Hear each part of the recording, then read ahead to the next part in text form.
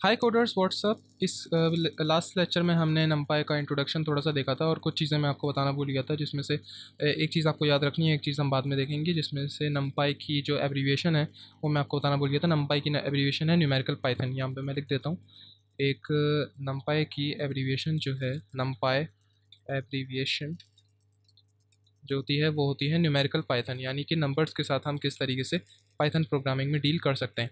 अच्छा, VS code में मैंने ये आई पाइथन नोटबुक फाइल बनाई हुई है, बिल्कुल same to same Jupyter notebook की तरह होती है।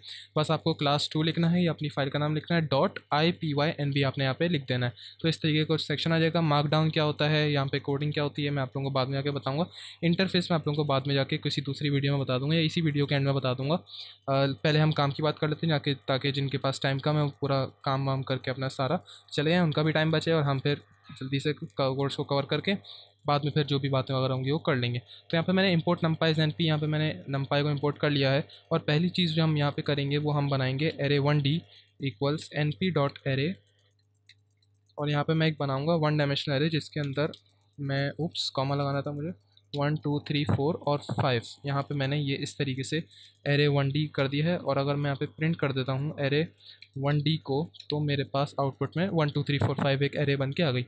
अब एरे होती क्या है, इसके लिए मुझे आपको ले जाना पड़ेगा वन नोट में, ताकि थोड़ी सी ड्राइंग करके मैं आप लोगों को बता दूं कि एरे होती क्या है। तो यहाँ पे मैं यहाँ पे जनाब यारी यहाँ पे ले लेता हूँ। एरे बेसिकली क्या होती है, एक contiguous storage of items in the memory is called an array. ये मैंने क्या बोल दिया भाई। मान लो कि ये आपकी रैम है, रैम में हमारे पास ये कुछ खाने बने हुए हैं इस तरीके के, और यहाँ पे मैंने लिख दिया है 1 2 3 4 और 5। ठीक है ना, ये कुछ इस तरीके से। अब ये जो हमने कोडिंग की हुई है यहाँ पे, ये जो 1 2 3 4 5 लिखा हुआ है, इसको अगर हम रैम में देखेंगे, ये रैम है भाई, यहाँ पे मैं लिख देता हूँ, ये है रैम, RAM। राइटिंग पे मत जाना भैया, काम पे ध्यान दें। ये रैम है और यहाँ पे मान लो इसका कुछ एड्रेस होगा, लेट सपोज 1000। और अगर हम सी लैंग्वेज में या C++ में बात करें या पाइथन में भी बात करें, तो एक जो इंटीजर होता है वो 4 बाइट्स लेता है मेमोरी इन रैम। तो ये 1000 है तो ये 1004 हो जाएगा। सिमिलरली मैं 1004 लिख देता हूँ यहाँ पे। सिमिलरली 1008 हो जाएगा, ये 12 हो जाएगा और ये 1016 हो जाएगा। बाय द वे एड्रेसेस होते नहीं है, ये एड्रेसेस कुछ इस तरीके से होते हैं, 0x1A2, कुछ इस तरीके से ना हेक्साडेसिमल में होते हैं। ये मैंने आप लोगों को इस तरीके से थोड़ा समझाने के लिए किया है। तो कंटिग्यूअस मेमोरी, ये देखें, ये एक ही लाइन में इस तरीके से स्टोर हुए हैं ना, एक ही लाइन में स्टोर हुए हैं, तो ये इस तरीके से हमारे पास ये कहलाती है एक एरे। तो this is an example of array. ये एक है वन डायमेंशनल एरे। भाई क्या ख़तरनाक राइटिंग कर रहा हूँ मैं यहाँ पे, लेकिन कोई नहीं, कॉन्सेप्ट दे दिया मैंने। और ये एरे कौन सी है, वन डायमेंशनल एरे है। टू डायमेंशनल एरे क्या होती है ये हम आगे इसी वीडियो में इंशाल्लाह देख रहे होंगे। चलो भाई, ये काम तो हो गया। अब उसके बाद हमारे पास जिस तरीके से हम लिस्ट में इंडेक्सिंग वगैरह कर रहे होते हैं, किसी भी एलिमेंट को एक्सेस कर रहे होते हैं, उस तरीके से हम एरे में भी एक्सेस कर सकते हैं। बस आपने अपनी एरे का नाम लिखना है और यहाँ पे इस तरीके का कुछ सिंटैक्स है जो हम पाइथन लिस्ट में भी देख चुके हैं। नहीं देखी तो आई बटन में लिंक आ रहा है, वहाँ पे जाके आप देख सकते हैं। अब जैसे मैं यहाँ पे 0 लिख दूँ तो मेरे पास 1 आ जाएगा।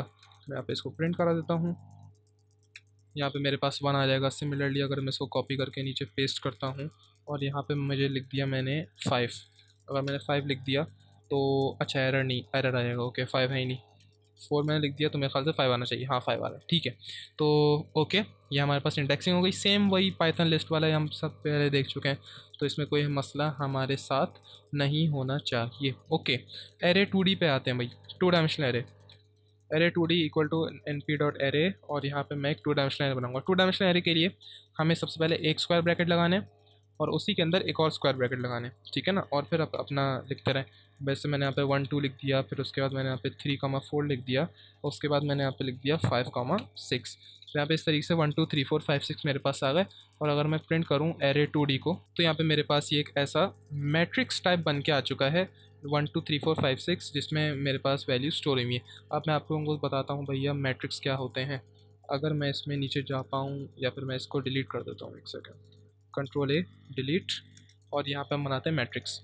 तो मैट्रिक्स बेसिकली होती क्या है कि अगर हम रॉस और कॉलम्स की फॉर्म में किसी भी डेटा को स्टोर करें तो वो कहलाता है मैट्रिक्स। हमारे पास यहाँ पे नंबर्स क्या हैं, 1 2 3 4 5 6।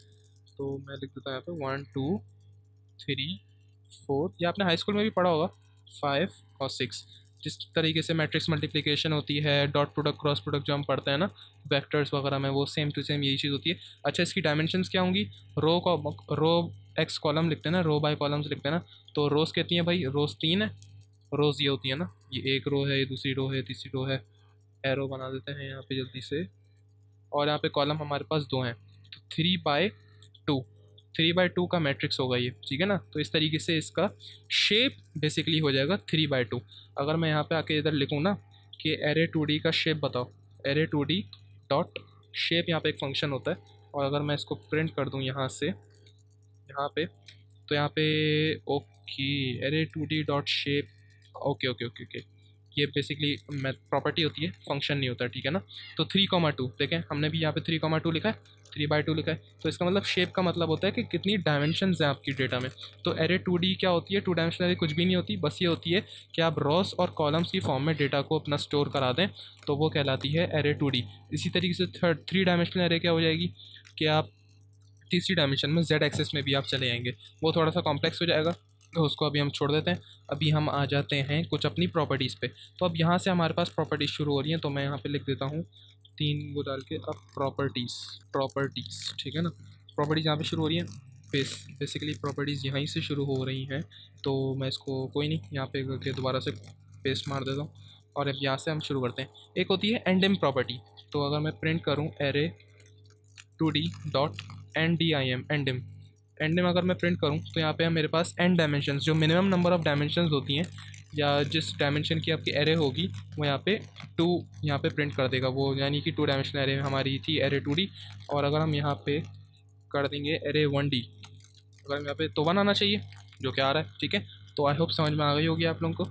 आइटम साइज़ पे आते हैं भाई, इसको मैं Ctrl+C करके Ctrl+V कर रहा हूँ, paste item size, array 1D dot item size. Okay जी, आइटम साइज़ बेसिकली क्या होता है कि आपके जो जितने भी एलिमेंट्स हैं ना, जैसे हमारा एरे 1D है, तो अगर मैं प्रिंट यहाँ पे करा के देख लूँ एरे 1D क्या है हमारे पास, तो मैं जल्दी से करूँगा प्रिंट एरे 1D। हमारे पास 1 2 3 4 5 ना, ये हमारे पास एरे 1 डायमेंशनल है हमारे पास। अब यहाँ पे जो आपको नंबर्स हैं, अब नंबर्स आप लोगों को जनरली क्या दिमाग में आ रहा होगा कि यार ये इंटीजर है, तो 4 बाइट्स अप्लाई कर रहा होगा, लेकिन आपको यहाँ पे इसकी वो भी देखनी पड़ेगी, डेटा टाइप, कि किस डेटा टाइप के लिहाज से ये हमारे पास वो कर रहा है मेमोरी एलोकेट ना। तो अगर मैं करूँ array 1D dot D type, अगर मैं डी टाइप करूँ, तो यहाँ पे एरर आ चुका है, वेरी नाइस। अगर यहाँ पे मैं डी टाइप प्रिंट कर रहा हूँ, तो आप देख सकते हैं इंट 64 लिखा हुआ है।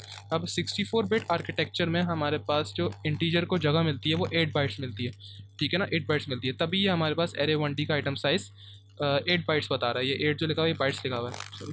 अगर मैं यहाँ पर दोबारा से लिख देता हूँ print array 2D dot item size, यहाँ पे मेरे पास क्या आएगा? यहाँ पे भी मेरे पास 8 बाइट आएगा, क्योंकि ये इंट 64 है।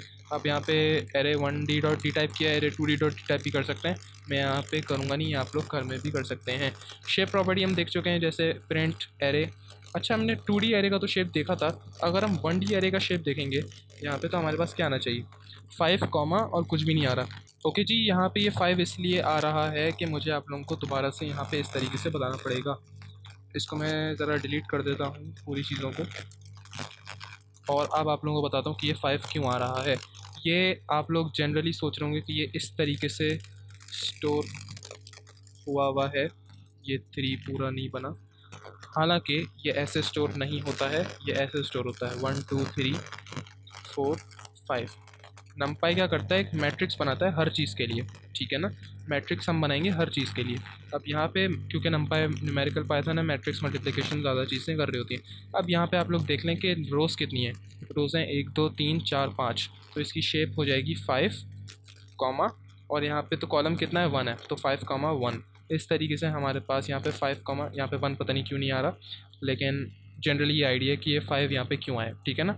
अब हम यहाँ पे आगे आ जाते हैं ए रेंज फंक्शन। जिस तरीके से पाइथन में रेंज फंक्शन होता है, उसी तरह नंपाई में ए रेंज होता है।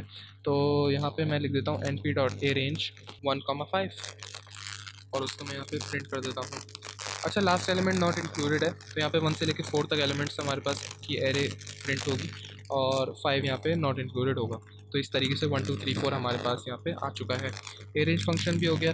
अब यहाँ पे np डॉट ए रेंज अगर मैं करूँ दोबारा से और यहाँ पे 1,5 दूँ, लेकिन एक और आर्ग्यूमेंट दे दूँ मैं 2। अब ये 2 क्या चीज़ है? अब यहाँ पे हमें दोबारा आना पड़ेगा वन नोट के अंदर और फिर आप लोगों को मुझे समझाना पड़ेगा। तो इसको मैं फिर दोबारा से डिलीट कर देता हूँ और यहाँ पे हमारे पास जो चीज़ है एरे है वो है 1 2 3 4 5। अब यहाँ पे ए रेंज हमारे पास, अच्छा नहीं है, एक सेकंड, 1 2 3 4 5 नहीं है, चलो इसको अब कर लेते हैं 5। तो मैं यहाँ पे 6 कर देता हूँ, तो 6 नॉन इंक्लूड होके 5 तक हमारे पास आ जाएगा। तो ये 1 नोट ये रहा।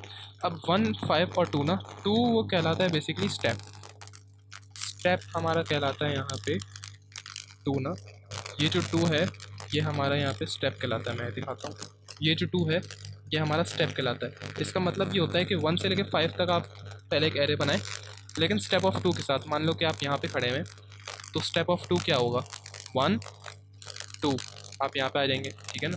तो इसका मतलब मैंने पहले 1 लिखा, फिर उसके बाद मैंने 3 लिखा, फिर उसके बाद 1 2, 5 इंक्लूडेड है, 5 इंक्लूडेड, ठीक है। तो फिर उसके बाद हम यहाँ पे आ जाएंगे और हमारे पास यहाँ पे 5 आ जाना चाहिए। तो 1 3 5 हमारा आंसर यहाँ पे आना चाहिए। Fingers cross, let's see, hurray, 1 3 5 हमारे पास यहाँ पे आंसर आ रहा है। तो आई होप आप लोगों को ये भी समझ में आ चुका होगा। np डॉट लाइन स्पेस करके कुछ एक होता है, लिन स्पेस, ओके। लिन स्पेस हमारे पास एक फंक्शन होता है जिसमें अगर हम 1 5 लिख दें और यहाँ पे 10 लिख दें और अगर हम यहाँ पे प्रिंट कर दें तो यहाँ पे बेसिकली हमारे पास 1 से लेके 5 तक 10 इक्वली डिस्ट्रीब्यूटेड नंबर्स आ जाएंगे। 1 से लेके 5 तक हमारे पास 10 इक्वली डिस्ट्रीब्यूटेड फंक्शन बोल रहा हूँ यार, इक्वली डिस्ट्रीब्यूटेड नंबर्स आ जाएंगे। इसका क्या मतलब है? इसका मतलब ये है कि 1 से लेके 5 तक, मान लो कि लेट्स सपोज मुझे 1 से लेके 4 तक इक्वली डिस्ट्रीब्यूटेड नंबर्स चाहिए। तो आप कैसे करोगे? 1 2 3 4, ठीक है ना। 1 से लेकर 4 तक इक्वली डिस्ट्रीब्यूटेड नंबर्स क्या होंगे कि मतलब इसके और इसके दरमियान का जो डिस्टेंस है वो इक्वल हो, ठीक है ना। सिमिलरली इसके और इसके दरमियान का जो डिस्टेंस है वो इक्वल हो। अगर आप एग्जैक्ट कैलकुलेशन से करेंगे ना तो आपके पास ये सारी चीज़ें का डिस्टेंस इक्वली हो रहा होगा। अगर ये आप लोग चेक कर सकते हैं। वैसे इसकी इतनी डिटेल में जाने की ज़रूरत मेरे ख्याल से इतनी है नहीं। टाइम कितना हो गया मेरे भाई? टाइम मेरे ख्याल से काफ़ी ज़्यादा हो चुका है। टाइम हो चुका है 14 मिनट हो चुके हैं। ओके, तो कुछ ज़्यादा टाइम हो गया। तो मेरे ख्याल से यहाँ पे इसी पार्ट को यहीं पे रोकते हैं। अगली वीडियो में इंशाल्लाह हम आगे मज़ीद देखेंगे। ओके।